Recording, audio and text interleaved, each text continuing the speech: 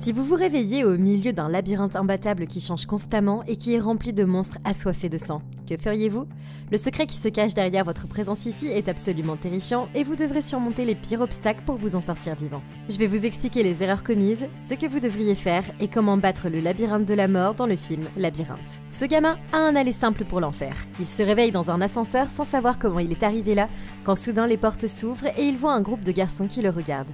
Il est tiré hors de la cage et le groupe l'entoure, mais il est complètement dépassé par les événements. Craignant pour sa vie, il court à travers le champ en panique, mais s'arrête lorsqu'il réalise qu'il n'a nulle part où aller. 4 murs massifs les entourent, et tout le monde ici est piégé à l'intérieur avec un seul moyen de s'en sortir. Il est jeté à l'intérieur, enfermé dans une fosse, sans aucune idée de ce qui va se passer avec Albi, le chef des garçons qui vient se présenter. Il demande au gamin s'il sait d'où il vient, mais il ne se souvient même pas de son propre prénom. Le chef lui assure que la même chose est arrivée à tous les autres ici et lui fait visiter leur communauté. Il apprend que chaque mois, l'ascenseur leur envoie des rations et une nouvelle recrue, mais ils n'ont toujours pas compris pourquoi. Il monte jusqu'à une tour de guet et c'est là qu'Albi énonce les 3 règles auxquelles il doit obéir. Chacun doit contribuer à la communauté.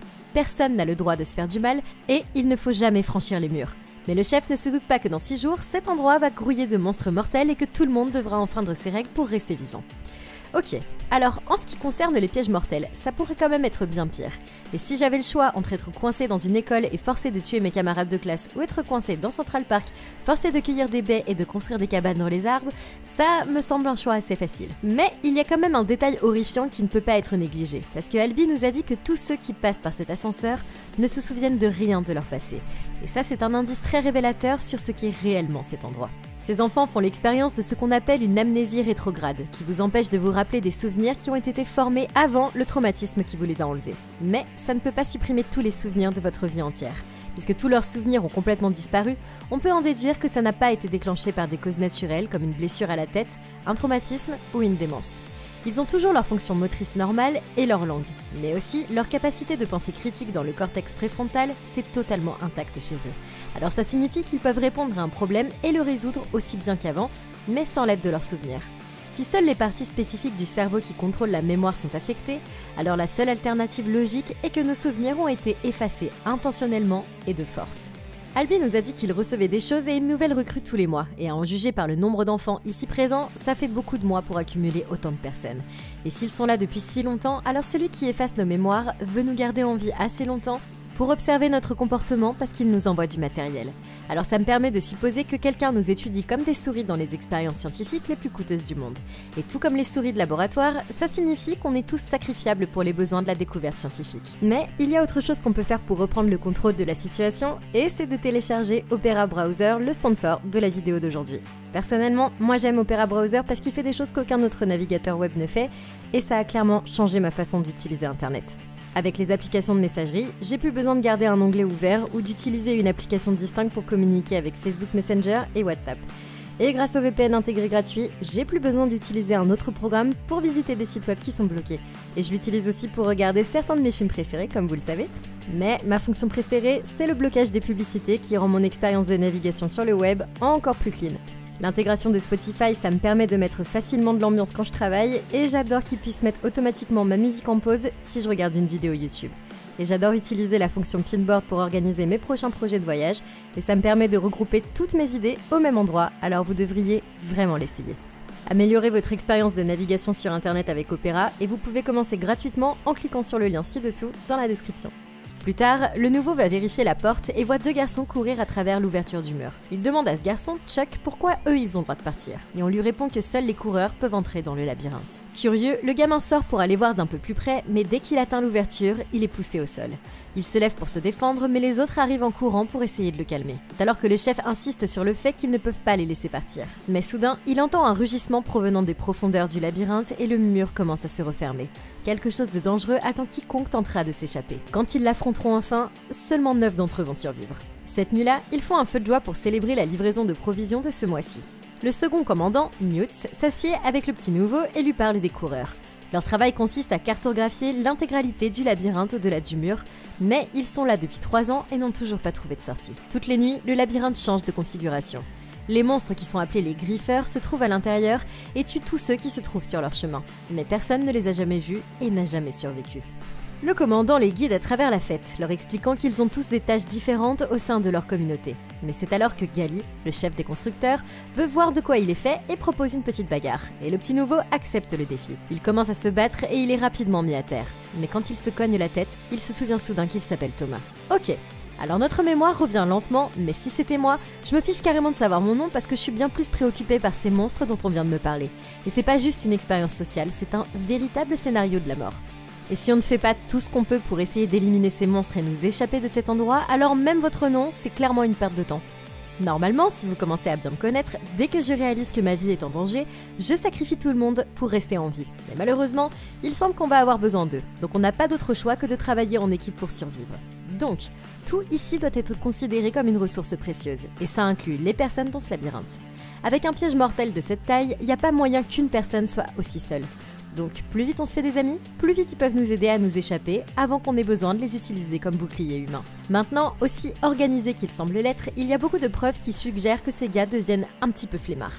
Ils sont ici depuis 3 ans déjà, et les groupes de travail qu'ils ont organisés jouent un rôle dans la vie durable et non dans l'évasion en fait.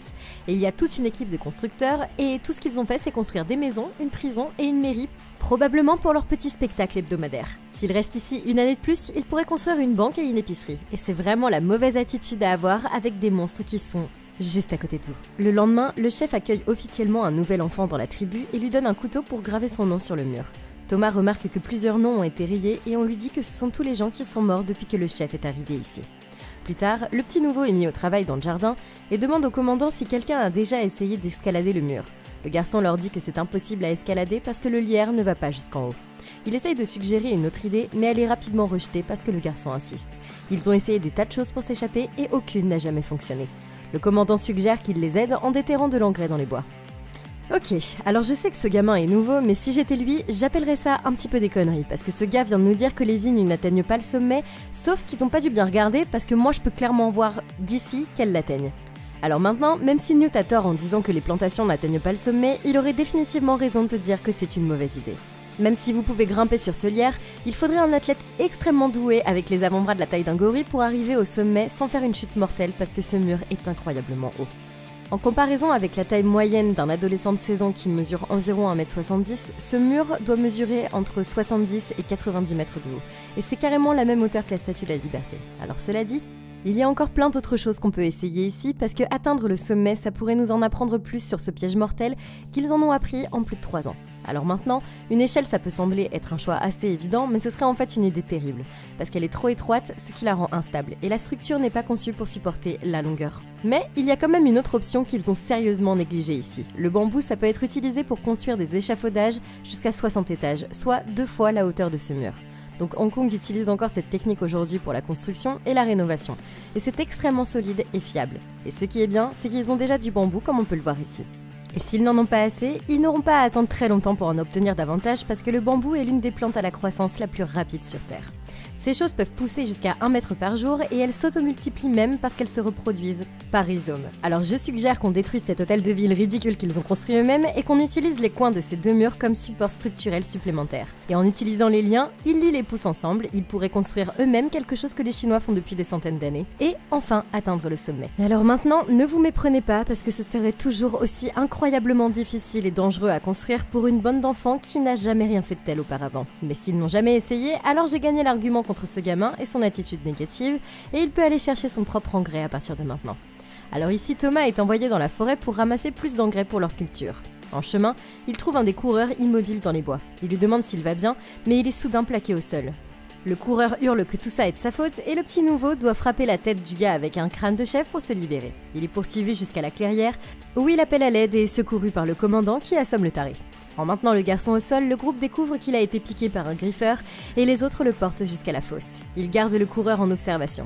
Ici, Thomas n'a aucune idée de la raison pour laquelle le type l'a accusé, mais il va bientôt découvrir qu'il en sait beaucoup plus sur cet endroit qu'il ne le pense. Plus tard, le coureur empoisonné est amené à l'entrée du labyrinthe, et ce garçon, Mino, a jeté un sac par l'ouverture.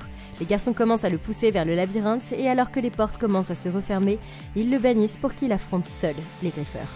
Ok, alors ça c'était une chose très logique à faire dans cette situation. Maintenant, Albi a déjà été témoin de choses terribles qui arrivent quand quelqu'un se fait piquer. Et la raison pour laquelle ils sont toujours bannis dans le labyrinthe. Il insiste sur le fait qu'il n'y a rien de bon à les garder à l'intérieur. Mais je pense qu'il y a quelques problèmes dans sa théorie. Une fois qu'il aura changé, il deviendra plus fort et plus dangereux. Et c'est une excellente nouvelle parce que ça signifie qu'on va pouvoir l'utiliser comme une arme d'autodéfense. Si tous les noms barrés de personnes étaient utilisés comme une armée de mort, alors ce serait une façon bien plus utile de s'en occuper. Alors personnellement, je les enchaînerai tous au mur du labyrinthe, de sorte que si un griffeur tente un jour de nous attaquer, on sera prévenu à l'avance et ils devront passer par tous nos amis avant de pouvoir rentrer. Dans ces circonstances, si j'étais sur le point de mourir et que je savais même pas que c'était la mort, je continuerais à protéger mes frères des griffeurs. Et je choisirais certainement cette option plutôt que toute autre. Le lendemain matin, il se réveille et voit les coureurs se diriger vers la clairière avec le chef Albi. Il demande au commandant pourquoi quelqu'un d'aussi important risquerait sa vie et découvre qu'il va chercher à savoir comment ce coureur a été attaqué. Plus tard dans la journée, les garçons attendent à l'entrée du labyrinthe le retour des coureurs. Mais ils sont en retard et le groupe commence à s'inquiéter que quelque chose de terrible se soit produit. Thomas suggère qu'ils envoient quelqu'un pour les retrouver, mais le commandant refuse. Ils ne laisseront personne risquer leur vie. Et les portes commencent à se refermer. C'est alors que Thomas repère les coureurs de l'autre côté et voit Minot qui traîne le chef vers la clairière. Tout le monde sait qu'ils ne vont pas y arriver, mais le petit nouveau refuse de les abandonner. Il court dans le labyrinthe et atteint l'autre côté juste avant que le mur ne se referme. Maintenant, ils sont tous les trois piégés à l'intérieur où personne n'a jamais survécu à une seule nuit. Ok, alors ça c'était la première de toutes les mauvaises idées. Cet idiot s'est précipité dans le labyrinthe sans avoir le temps de les aider à se mettre en sécurité et n'a même pas pris la peine d'apporter les armes ou les ressources pour survivre la nuit. Maintenant, si j'étais Minot ici, j'essaierais de cacher un grand sourire parce que maintenant, je n'ai pas seulement un, mais deux gardes du corps que je pourrais utiliser comme bouclier de viande pour nourrir les griffeurs à ma place et m'enfuir. Ses chances de survie viennent clairement de doubler et il pourrait devenir la seule personne à avoir survécu au labyrinthe en pleine nuit. Maintenant, ces coureurs sont comme des soldats, et même si c'est pas la chose la plus logique à faire pour survivre, ils risqueront leur vie pour sauver leurs frères. Maintenant, vous le savez, si c'était moi, j'aurais clairement laissé le chef pour mort et j'aurais utilisé ses propres règles pour le justifier. Hier encore, ils ont banni ce coureur du labyrinthe parce qu'il avait été attaqué. Donc selon la propre logique du chef, il ne devrait pas être autorisé à entrer dans la clairière de toute façon. Maintenant, il y a quand même un problème flagrant ici qui doit être abordé parce qu'après 3 ans de course dans le labyrinthe, il est très probable que cette situation se soit déjà produite. Et si j'étais un coureur, j'aurais creusé un tunnel sous l'entrée du labyrinthe ici, de sorte que si on était pris du mauvais côté, il y aurait toujours un moyen d'atteindre la clairière en toute sécurité. Alors si l'on considère le nombre de personnes qui ont apparemment été attaquées auparavant, on apprend que ces choses sont en fait d'énormes créatures ressemblant à des araignées qui ne pourraient pas tenir dans un tunnel de taille humaine. En gardant ça à l'esprit, il serait également intelligent d'utiliser ces tunnels pour prendre des raccourcis dans le labyrinthe afin de pouvoir à la fois échapper aux griffeurs et explorer plus loin dans le labyrinthe plus rapidement que jamais. Alors c'est vraiment choquant de voir le peu qu'ils ont fait en 3 ans pour se préparer à des situations comme celle-ci. Thomas demande aux coureurs ce qui s'est passé et découvre que le leader s'est fait piquer par un monstre. Mais ils entendent soudain un rugissement au loin et quelque chose arrive et Minot dit qu'ils doivent partir. Mais le jeune insiste pour qu'ils prennent le leader avec eux. En traversant les allées, ils sont épuisés d'avoir porté le garçon et comme les griffeurs se rapprochent, le petit nouveau suggère qu'ils doivent se cacher. Le coureur leur dit qu'il n'y a rien qu'ils puissent faire, mais quand Thomas remarque un mur couvert de lierre, il a soudain une idée. Ils attachent le leader aux lianes et le soulèvent sur le mur pour le mettre en sécurité, mais le coureur remarque une forme au loin. Terrifié, le garçon laisse le nouveau derrière lui et n'a pas d'autre choix que de se glisser sous le lierre pour se cacher. Le monstre s'approche et le gamin voit passer ses jambes métalliques. Mais le griffeur ne le remarque pas, ni le chef qui est accroché au mur. En sortant de sa cachette, il pense que la voie est libre, mais quand il se retourne, le griffeur se jette sur lui et le gamin court encore plus loin dans le labyrinthe. Soudain, il se heurte au coureur et ensemble les garçons voient 3 allées. Mais c'est là que Thomas a une autre idée. Voyant le griffeur arriver au loin, il hurle de courir vers l'entrée. Se faisant poursuivre, il court aussi vite qu'il peut et parvient enfin à échapper de justesse à la mort. Le lendemain matin, la porte du labyrinthe s'ouvre et les garçons pensent que leurs amis n'ont pas survécu à la nuit. Mais au moment où ils s'éloignent, les 3 enfants apparaissent au loin. Ils disent que le leader blessé est à terre et le coureur leur dit que Thomas a été tué par un griffeur dans le labyrinthe et ils sont tous les 3 sans voix. Ok, alors personne ici n'a jamais été assez courageux pour voir un griffeur après 3 ans. Et ce gamin en a tué un en moins de 3 jours. Alors si ça te fait pas gagner le respect instantané de tout le monde, je sais pas ce qu'il faudra faire de plus. Mais tout ce remaniement nous fait oublier un détail essentiel. Si j'étais le nouveau qui vient d'accomplir l'impossible, je serais un petit peu énervé en ce moment parce que quand ça comptait le plus, Minot nous a largués pour se sauver lui-même. Ça met en évidence un sérieux problème parce qu'il semble être la seule personne qui connaît vraiment le plan du labyrinthe et s'il n'est pas digne de confiance, alors c'est un risque inacceptable. De la même manière que les moines copient les documents et les manuscrits, il devrait être obligatoire pour tous les membres de la communauté de mémoriser le plan du labyrinthe afin de ne jamais le perdre, quoi qu'il arrive. Cette information pourrait être la chose la plus précieuse pour notre survie à long terme et elle doit clairement être sécurisée. Et si ce coureur a l'habitude de jeter les gens sous le bus quand sa vie est en danger, alors on va devoir nous assurer qu'on n'aura plus jamais à compter sur lui pour survivre. Thomas a eu quelques bonnes idées qui ont fait de lui l'une des premières personnes à survivre à une nuit au labyrinthe. Utiliser les lianes pour tirer le leader en sécurité, c'était une excellente utilisation de l'environnement pour résoudre une situation de danger de mort. Mais ça aurait pris beaucoup trop de temps. D'abord, il fallait trouver la bonne liane. Ensuite, il fallait l'attacher et le tirer assez haut pour qu'il soit hors de vue. Et quand vous courez pour sauver votre vie, c'est une mauvaise gestion du temps et l'alternative est beaucoup plus facile. Il semble qu'il y avait suffisamment de place pour les cacher tous les trois sous les lianes sans avoir à faire preuve de créativité. Et avec une solution aussi évidente que celle-ci, on se demande vraiment comment personne n'a jamais fait pour survivre à une nuit dans le labyrinthe. Parce que c'est juste l'équivalent de se cacher sous un lit pour survivre. Et c'était encore suffisant pour tromper ce monstre. Alors moi, clairement, je serais restée ici toute la nuit jusqu'au lever du soleil et je serais sortie du labyrinthe en héroïne. Tous les garçons se sont réunis à la mairie où le chef des travaux publics tient une réunion. Il semble qu'il devrait punir le petit nouveau pour être allé dans le labyrinthe sans permission, avoir enfreint les règles et avoir tué des griffeurs qui pourraient être dangereux. Mais les autres ne sont pas très d'accord et Mino suggère qu'ils en fassent un coureur. Gali argumente son point de vue, mais il est interrompu par une alarme, et ils se précipitent tous en dehors pour découvrir que l'ascenseur a 27 jours d'avance sur le calendrier. À l'intérieur, les garçons trouvent une fille inconsciente allongée sur le sol. Dans sa main se trouve un mot disant qu'elle est la dernière pour toujours. Soudain, la fille se réveille et appelle un nouveau garçon par son nom avant de s'évanouir. Et notre chef de chantier pense que quelque chose de grave va arriver et que tout ça c'est la faute de Thomas. La fille est emmenée à la cabane médicale, mais elle ne s'est toujours pas réveillée. Thomas interroge le commandant sur la note qu'il a trouvée, mais Newt tente de minimiser les inquiétudes et pense qu'une fois que la fille sera réveillée, ils obtiendront leur réponse. Le garçon part et se dirige vers le labyrinthe pour en savoir plus sur le griffeur qui l'a tué, et Mino, ici, veut l'aider. Trouvant des personnes pour les rejoindre, le groupe entre dans le labyrinthe pour chercher des réponses et atteindre le griffeur mort de la nuit dernière. Thomas remarque qu'il y a quelque chose qui clignote et les garçons travaillent ensemble pour le faire sortir. Le coureur passe la main dans l'un des organes et trouve un traceur électrique avec le chiffre 7 qui brille sur un écran. C'est la propriété d'une société appelée WCKD ou WICT. Et ce groupe décide de retourner à la clairière avant que d'autres griffeurs ne se montrent. Ok, les choses deviennent intéressantes et c'est leur premier indice qui pourrait les aider à s'échapper. Mais ça va aussi effrayer beaucoup de gens dans la communauté. De leur point de vue, les choses vont beaucoup trop vite et ça rend l'hésitation des chefs et des bâtisseurs tout à fait compréhensible. Le problème, c'est qu'ils sont au milieu d'un jeu de la mort et c'est pas parce qu'ils font aucun mouvement qu'il n'y a pas de danger. Cette note suggère que les créateurs du labyrinthe n'enverront plus de provisions ou de recrues. Finalement, il va y avoir une pénurie de ressources et ça signifie qu'on va maintenant avoir une date limite pour nous échapper. Alors je ferai immédiatement l'inventaire de nos provisions pour calculer le temps qu'il nous reste à vivre et pour m'assurer qu'on doit avoir un plan avant de manquer de ressources et de mourir. Tout d'abord, il faudrait qu'autant de personnes que possible se déplacent dans le labyrinthe pour trouver une sortie. Mais si on doit croiser plus de griffeurs, on aura besoin de meilleures armes. Alors ils ont des lances en bambou qui sont très solides, mais il y a un moyen de les rendre encore plus mortels. Je retournerai voir le griffeur mort et je lui prendrai ses griffes. J'en attacherai une fermement à l'extrémité de ma lance et j'encouragerai les autres à faire de même. Avec 8 griffes pour chaque griffeur, on pourrait lever une armée avec de bien meilleures chances de tuer les autres monstres qu'on va rencontrer. La prochaine chose que j'examinerai, c'est l'ascenseur. Parce que si la dernière cargaison a été envoyée, alors ça ne coûtera rien de la trafiquer. La pouliche géante ici semble être faite avec une corde épaisse, alors j'essaierai de la couper pour libérer la cage de la mécanique de l'ascenseur et ça pourrait nous permettre d'utiliser cette corde pour faire descendre manuellement quelqu'un dans la cage. Maintenant, c'est évidemment une mission dangereuse parce que pirater l'ascenseur pour prendre la sortie de derrière, ça pourrait être considéré comme de la triche et celui qui est en train d'organiser tout ça pourrait attendre en bas pour nous tuer quand on atteindra le fond. C'est exactement la raison pour laquelle j'enverrai quelqu'un d'autre sur cette mission. Mais même dans le pire des cas, on va pouvoir obtenir plus d'informations qu'auparavant en fonction de la réaction des créateurs du labyrinthe. De retour de la clairière, il montre le traceur au commandant, et il se rend compte que ceux qui ont fabriqué ces griffeurs sont les mêmes qui ont envoyé les provisions.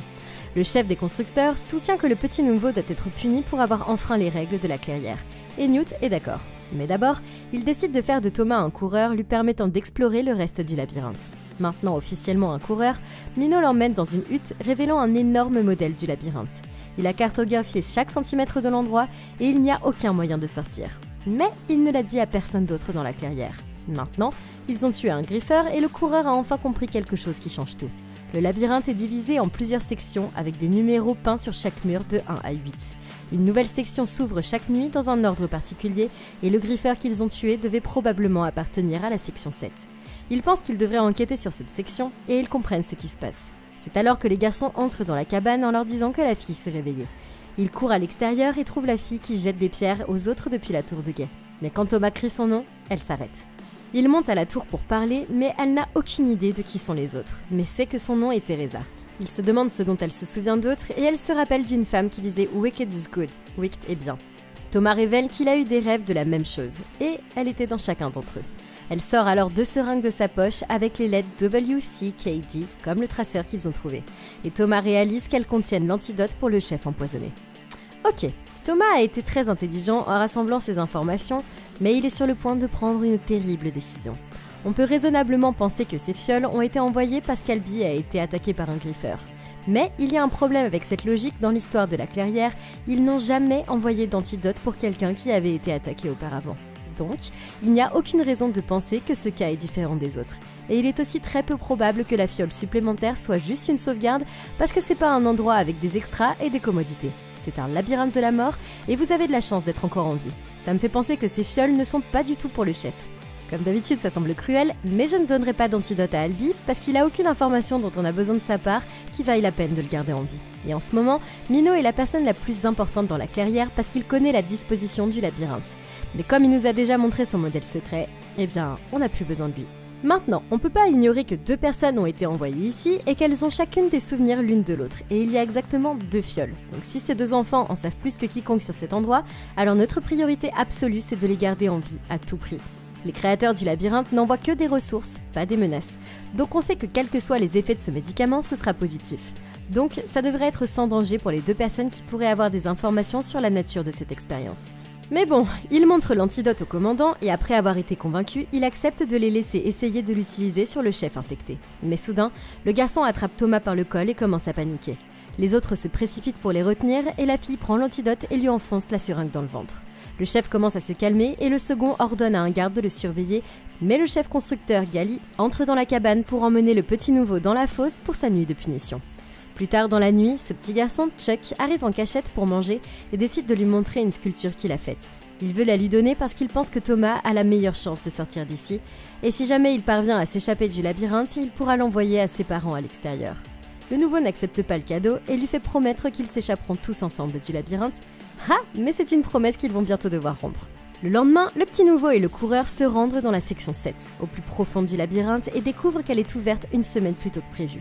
À l'intérieur, ils trouvent les restes sanglants du coureur qui a été banni quelques jours auparavant et réalisent qu'il a été mangé par un griffeur. Tout à coup, le traceur qu'ils ont apporté se met à cliqueter, et Thomas réalise que cet appareil pourrait leur montrer un moyen de s'échapper du labyrinthe. Il les guide à travers un pont massif et ils marchent lentement jusqu'à la fin. Mais soudain, la lumière du traceur devient verte et derrière eux, un mur commence à s'ouvrir. Ils s'approchent lentement du tunnel, mais dès qu'ils atteignent l'ouverture, une lumière jaillit et scanne leur corps, détectant leur présence. Soudain, une alarme se met à hurler et le son est absolument terrifiant. Les garçons sortent alors que les murs se referment derrière eux. Au moment où ils peuvent s'être échappés, le sol commence à se soulever et ils courent pour sauver leur vie. Ce labyrinthe est bien plus dangereux que ce qu'ils pensaient, et ils sont absolument impuissants. Ils escaladent le mur de clôture et rampent dans le labyrinthe en évitant presque de se faire écraser à mort. Ok, si je courais dans ce labyrinthe, je serais absolument terrifiée. Quand le sol entier peut se replier sur vous et vous écraser, alors c'est clairement pas un endroit où on devrait passer beaucoup de temps. Et c'est exactement pour ça qu'ils doivent escalader les murs.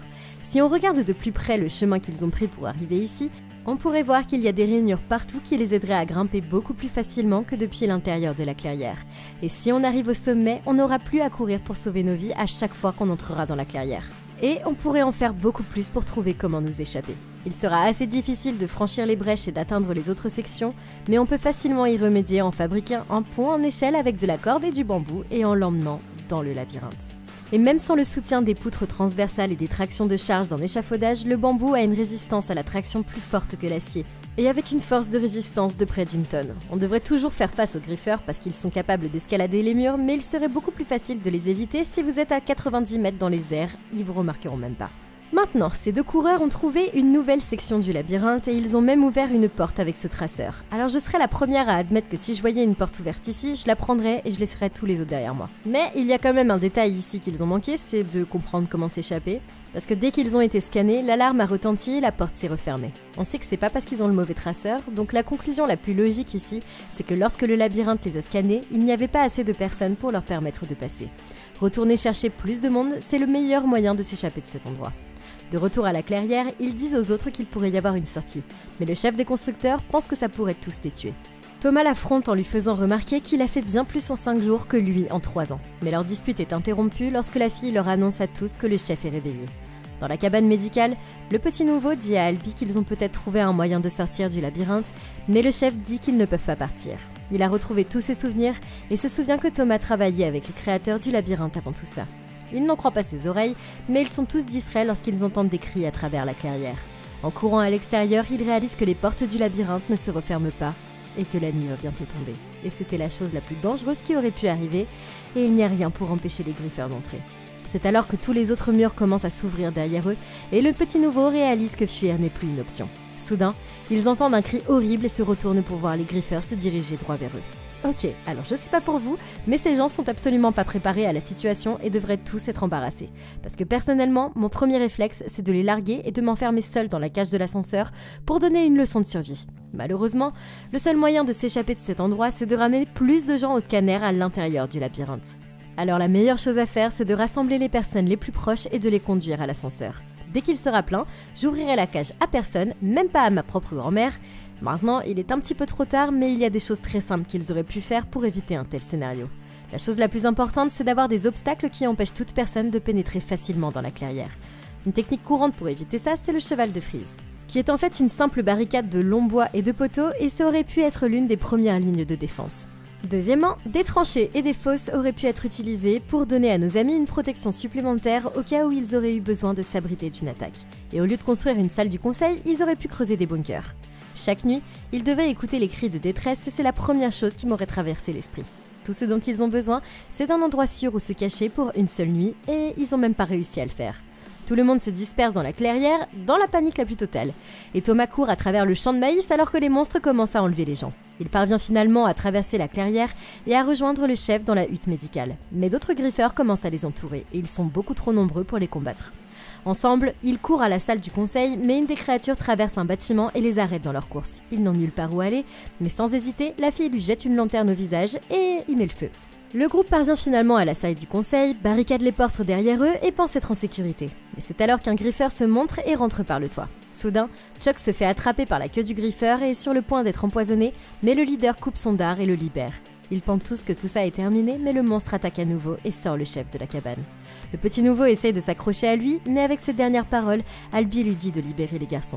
Le monstre l'arrache et Thomas court à l'extérieur pour le chercher, mais Albie a disparu et la clairière est en ruine. Dehors, le chef des constructeurs s'approche du petit nouveau et lui file un violent coup de poing dans plein visage, le rendant responsable de tout ce qui s'est passé. Se relevant, Thomas se demande s'il n'a pas raison, mais il remarque alors que le dard du monstre est toujours intact. Il se souvient que la mémoire du leader lui est revenue après son empoisonnement. Et il a une idée un petit peu folle. Cherchant désespérément des réponses pour s'échapper du labyrinthe, le gamin se plante le dard dans l'estomac et s'effondre au sol, le poison commençant à faire effet. Ok, c'était un timing absolument horrible. D'abord, c'est pas une très mauvaise idée de s'injecter le poison et l'antidote, il a vu des preuves claires que ça a restauré tous les souvenirs d'Albie, et ça en vaut vraiment la peine. Le problème, c'est qu'en ce moment, il doit se battre pour l'avenir de la clairière, et s'empoisonner lui-même, ça va rendre impossible le contrôle de ce qui va se passer. Quand il va s'évanouir, Gali pourra prendre le relais et le bannir dans le labyrinthe s'il le souhaite. Si le chef des constructeurs est assez fou, il pourrait même confisquer l'antidote avant que Thomas ici présent ne puisse être soigné avec. Il n'a aucun contrôle sur la situation en ce moment, et ça en fait, une très mauvaise idée. J'aurais attendu de résoudre le combat avec Gali et de trouver un endroit sûr pour tester le poison dans un environnement contrôlé. Maintenant, cela dit, il y a un coût beaucoup plus important que ce qu'on pense. Pour l'instant, notre seule priorité, c'est de faire en sorte que autant de personnes que possible nous suivent dans le labyrinthe, afin de pouvoir nous échapper par cette porte. Mais ça va être beaucoup plus difficile parce qu'on vient d'être vicieusement attaqué par des griffeurs. Et si j'étais le petit nouveau, on devrait s'attendre à ce que tout le monde nous reproche cette horrible situation. Parce que dès qu'on est arrivé, tout a commencé à changer, et maintenant, ils ont même plus de maison. Alors on doit s'assurer que tout le monde nous fasse assez confiance pour s'échapper ensemble. Et c'est exactement pourquoi je mettrai toute la responsabilité sur Gali, le chef constructeur. Tout ce temps, il a fait valoir que le labyrinthe était trop dangereux pour l'explorer et il ne veut pas que quelqu'un s'en aille. Il est également le chef constructeur, donc il a le plus de connaissances et d'expérience pour construire des structures défensives pour la clairière. Le fait que cette attaque de griffeurs ait eu lieu montre bien que Gali ne devrait pas diriger qui que ce soit. Il a eu 3 ans pour planifier leur protection et préparer la clairière à une éventuelle attaque, mais il a absolument rien fait pour l'empêcher. Alors clairement, j'utiliserai ça pour monter tous les autres survivants contre lui. Et une fois qu'ils auront réalisé qu'il n'a aucun intérêt à rester dans les ruines de leur maison, ils laisseront Gali ici dans son empire dégueulasse et ils nous rejoindront dans le labyrinthe pour nous aider à tous nous échapper. Il se réveille le lendemain matin, enfermé dans la fosse pour trouver son ami qui le regarde fixement de l'extérieur de la cage. Il lui explique que le chef constructeur, Gali, est devenu le nouveau chef et a forcé tout le monde à choisir entre se joindre à lui ou être banni. Il a convaincu les garçons que Thomas est la cause de tous leurs problèmes. Et c'est à ce moment-là que le petit nouveau leur lâche la bombe de la vérité. Le poison lui a fait se souvenir de tout, et il révèle que la fille et lui travaillaient avec les créateurs du labyrinthe pour aider à étudier tous les enfants de la clairière pendant 3 ans dans une expérience massive. Tout le monde est choqué, mais le commandant dit « Peu importe qui il était, ça n'a pas d'importance, et pour l'instant, ils doivent se concentrer sur leur survie. » Plus tard, les prisonniers sont emmenés à l'entrée du labyrinthe pour être bannis, mais les autres commencent à se demander si le petit nouveau n'a pas raison. Le chef constructeur Gali leur dit qu'ils ne peuvent pas s'échapper de cet endroit. Et comme Thomas a troublé la paix, il va les sacrifier aux griffeurs pour que tout redevienne comme avant. Gali ordonne alors à ses 2 garçons d'attacher le petit nouveau, mais quand il l'attrape, il les attaque. Et son ami Sully se joint au combat, empêchant le chef constructeur d'intervenir. Ils ont tous compris qu'il n'y a plus de retour possible à la situation d'avant, et Thomas est leur dernière et unique chance de s'échapper. Le petit nouveau annonce qu'ils vont partir et dit aux autres garçons qu'ils ne peuvent pas rester ici pour toujours, mais il est certain de savoir comment s'échapper. Ils courent à travers le labyrinthe avec Thomas qui les guide jusqu'à ce qu'ils atteignent le même pont que celui qu'ils ont visité auparavant dans la section 7. Repérant un griffeur au bout de la passerelle, ils se précipitent sans crainte et l'attaquent, travaillant ensemble pour le repousser avec leurs lances. Ces 2-là courent alors vers la porte avec le dispositif de pistage quand soudain un mur s'ouvre et ils se dirigent plus profondément dans le tunnel. D'autres griffeurs arrivent et les garçons peuvent à peine les repousser. Mais c'est alors qu'un écran holographique s'allume avec 8 chiffres qui clignotent, et la fille dit à Thomas qu'ils ont besoin d'un code pour entrer. Réalisant que c'est le motif du labyrinthe, le coureur crie la réponse alors que le groupe se retire dans le tunnel. Et quand la fille entre le dernier chiffre, le mur écrase tous les griffeurs. Soudain, une porte s'ouvre et ils marchent, et ils trouvent un laboratoire de recherche avec des scientifiques morts partout sur le sol. En regardant une vidéo enregistrée par le directeur de Wicht, il découvre que la majeure partie de la civilisation humaine a été détruite par une éruption solaire. Puis, un virus incurable s'est répandu, mais seul un très petit pourcentage de la population restante était immunisé contre lui. Wicht a utilisé le labyrinthe comme une expérience pour observer leur comportement et essayer de comprendre pourquoi ces enfants étaient si uniques. Tous les enfants étaient des rats de laboratoire et la vidéo se termine avec la femme prenant la voie de la lâcheté alors que des soldats armés prennent d'assaut le laboratoire. Ok. C'est une révélation horrifiante, mais il y a un détail que je trouve encore plus bouleversant. Quand le groupe est entré dans la pièce, le coureur a éloigné l'arme du garde-mort d'un coup de pied, comme s'il savait que c'était une arme dangereuse. Mais il a même pas envisagé de la ramasser. Et si j'avais été à leur place, je leur aurais ordonné de piller les corps pour trouver des informations et des armes. La plupart d'entre eux ne sauraient pas comment tirer avec une arme à cause de la perte de mémoire, mais la mémoire de Thomas est restaurée, donc il pourrait facilement leur apprendre à s'en servir. Au minimum, si le monde extérieur est un terrain vague avec un dangereux virus qui transforme les gens en zombies enragés, on va avoir besoin de bien plus que des lances et des machettes. Soudain, la porte donnant sur l'extérieur s'ouvre, et Thomas est sur le point de les faire sortir, quand Gali apparaît derrière eux et leur dit d'arrêter. Le chef constructeur a été piqué par un griffeur et pointe son arme sur le gamin.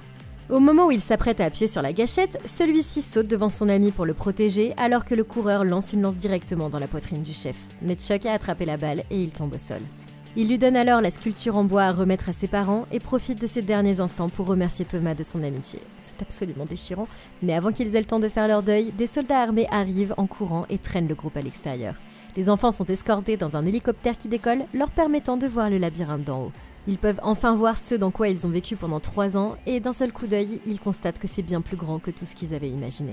Pendant ce temps, la directrice de Wicht est toujours en vie. Elle a simulé sa mort pendant tout ce temps et révèle à une salle de réunion que les essais du labyrinthe ont été un succès. Mais que la phase 2 va bientôt commencer.